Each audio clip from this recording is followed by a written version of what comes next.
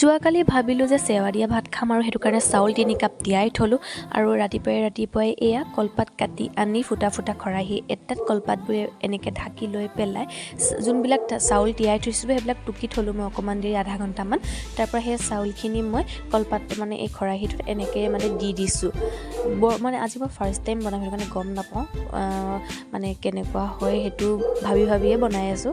গোটেই চাউলবিলাক এনেকৈ অকণ মেলি দি দিলোঁ। দি পেলাই এতিয়া কুকাৰ এটাত পানী গৰম কৰি পেলাই মানে তাতে এই খৰাহীটো দি দিম। যোনবিলাক মানে অকণমান যদি গেপ থাকে তাৰ পৰা যদি অকণমান হাৱাবিলাক মানে ভাপবিলাক গৈ থাকে সেইটো ধুনীয়াকৈ কাপোৰেদি মেৰিয়াই দিম সেইটো ভাবি পেলাই। আৰু এয়া চাওক আপোনালোকে ভিডিঅ'ত মই যেনেকৈ দেখাইছোঁ মই তেনেকৈ কৰিছোঁ। এইফালে কুকাৰত পানীটো গৰম হ'ল আৰু যোনখিনি চাউল এনেকৈ খৰাহীটো দি দিছিলোঁ সেইখিনি মই এনেকৈ কুকাৰটোৰ ওপৰত দি দিছোঁ।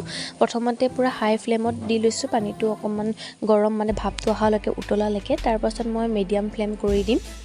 তাৰপাছত এনেকৈ গামোচা এখন ফাৰ্ষ্টতে দি লৈছিলোঁ কিন্তু অকণমান হাৱাটো মানে ভাপটো লিক কৰিছে সেইটো কাৰণে আকৌ তাৰপাছত এনেকৈ গেঞ্জি এখন দি দিলোঁ। আৰু এইফালে মই বনাই ল'লোঁ আলু ভাজি আৰু কণী ভাজিৰ লগত আজি খাম। আৰু এয়া লাষ্টত হৈ গ'ল। এয়া আপোনালোকক মই এনেই অকণমানকৈ দেখাই দিছোঁ। চাটনি অকণমান আছে, ধনিয়াৰ কণী আছে, কণী ভাজা পিঁয়াজৰ লগত আৰু এইফালে আলু ভাজা।